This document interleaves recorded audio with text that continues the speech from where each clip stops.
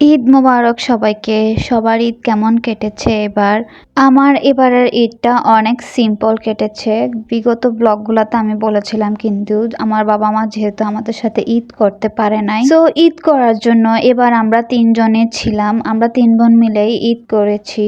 So এই first time বাবা-মাকে ছাড়া আমাদের ঈদ কেমন কেটেছে সেটাই শেয়ার করব আজকে আপনাদের সাথে।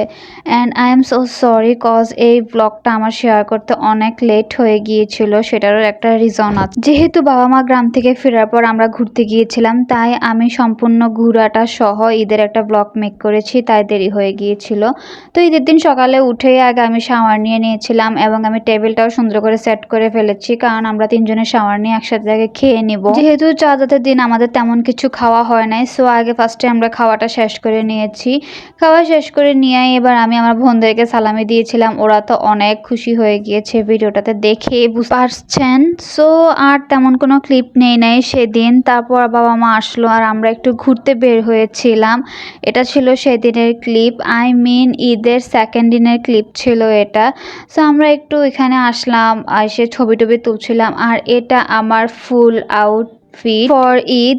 দেখে বোঝা যায় যে এই শাড়িটা আমি নিজে কাস্টমাইজ করে বানিয়েছি। আমার টোটাল আইডিয়াস এবং আমার থিম অনুযায়ী এই শাড়িটা কিন্তু টেলর আমাকে মেক করে দিয়েছে। আমি সবকিছু এবং সব ধরনের কাপড় ওনাকে শুধু কিনে দিয়েছিলাম এবং আমি আমার ক্যাটালগটা বলেছি, উনি সুন্দর করে আমাকে শাড়িটা মেক করে দিয়েছে।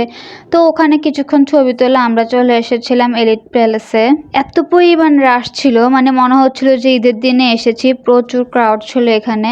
সো অ্যাট ফার্স্ট আমরা এখানে সুইমিং পুলটা দেখছিলাম, এটা নিউ হয়েছে এখানে। তো এটা দেখে আমরা আমাদের টেবিলে বসে যাই অ্যান্ড কিছু মেনু দেখি বসে বসে। তারপর মেনুটা আমরা এখানে সেট করে দিয়ে ৩ জন আবার বের হয়ে পড়ি। অনেকক্ষণ হাঁটাহাঁটি করেছি, তারপর ছবি তুলেছি, ভিডিও করেছি, তারপর সবাই আমরা একসাথে মিলে ছবি তুললাম, অনেক কিছু করেছি। তো ঈদের আর একটা হ্যাপিয়েস্ট পার্ট কিন্তু এই সালামিটা। তো আমি ভাবলাম যে এটাও একটু শেয়ার করি। সো এবার কে কত টাকা সালামি পেয়েছো সেটা কিন্তু আমাকে অবশ্যই কমেন্ট করে জানাতে একদমই ভুলবে না। তো আবারও এলিট প্লেসে ফিরা যাক। তো এখানে এসে আমি আমার শাড়িটা সেট করে নিচ্ছিলাম আগে অ্যাট ফার্স্ট, কারণ শাড়ি পরে চলাফেরা করা খুবই কষ্টকর।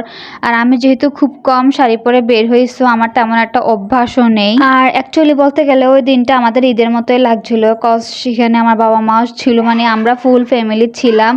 যেহেতু এবার ঈদে আব্বু আম্মু ছিল না, তারা গ্রামে গিয়েছিল, আমরা গ্রামে যাই নাই কোনো একটা কারণের জন্য। সো ওই দিনটাই আমরা আমাদের ঈদের দিন হিসেবে চালিয়ে নিয়েছিলাম। তো এখানে আমরা একটু ঘোরাঘুরি করতেছিলাম, আর কোথাও গিয়ে একটু সিঙ্গেলভাবে ছবি তুলবো সেই স্পেসটাই পাচ্ছিলাম না, এত পরিমাণ ক্রাউড ছিল এখানে। সো কোনো মতো ছবি টবি তুলতে তুলতে একদম সন্ধ্যা হয়ে গিয়েছিল, লাইট চলে গিয়েছিল। সো ডে লাইট ছাড়া কিন্তু ভালো ছবি আসে না।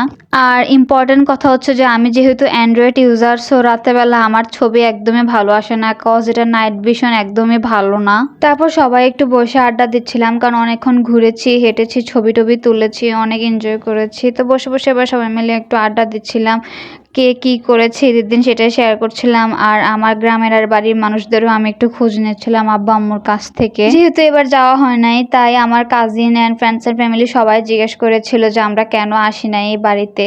সো এই তো আমরা বসে বসে গল্প গুজব করতে করতে আমাদের খাবারও চলে এসেছিল। সেদিন আমরা একটা প্লেটার অর্ডার দিয়েছিলাম কাবাবের, যেখানে ফিশ, মিট সব কিছুর কাবাব ছিল এবং ভ্যারাইটিস কাবাব ছিল। সো ওটার সাথে আমরা গার্লিক নান নিয়েছিলাম। এত মজার ছিল খাবারটা, টেস্ট না করলে সেটার ডেফিনেশনটা বা সেটার টেস্টটা কিন্তু আমি বুঝাতে পারবো না। দেন সাথে মাস্ট বি ফালুদা নেওয়া হয়, কজ আমার বোন ফালুদা খুবই লাইক করে, আর আমি যেহেতু একটু সুইট আইটেম কম খাই। ওভারঅল যে কোনো ধরনের হেভি খাবারের পর আমি চা আর একটা স্ট্রং কফি খাই। সো সেদিনও কোনো ব্যতিক্রম ছিল না, আমার ফালুদা খেয়েছিল আর আমরা সবাই মিলে কফি খেয়েছিলাম। কফিটা এত বেস্ট ছিল, খুবই কড়া একটা কফি ছিল, খুবই ভালো লেগেছে। আমি চা আর কফিতে একটু চিনি কম দিয়ে খেতে পছন্দ করি, এই কফিটা একদম আমার মন মতো হয়েছিল। সো এই তো খাবার দাবার খাওয়া শেষ করে আমরা আরেকটু বসেছিলাম, একটু এনজয় করছিলাম, যেহেতু বাসায় চলে যাব তেমন আর কোনো কাজ ছিল না। সো একটু রাত হওয়া পর্যন্ত সবাই বসে বসে এখানে আড্ডা দিচ্ছিলাম। আর আশেপাশে এত মানুষ ছিল, তাদেরকে দেখেও যেতে ইচ্ছা করছিল না, কারণ একটা ফেস্টিভ্যাল ভাইব সে সময়ও ছিল। ঈদের এতদিন পরেও এরকম ভাইব থাকবে সেটা একদম কল্পনার বাহিরে ছিল। সো এই ছিল আমার ঈদ ব্লগ এবারের। কার কিভাবে ঈদের দিন কেটেছে সেটা কিন্তু আমাকে অবশ্যই কমেন্ট করে শেয়ার করতে পারেন, এবং আমি আশা করছি এবারে সবার ঈদ খুবই ভালো কেটেছে।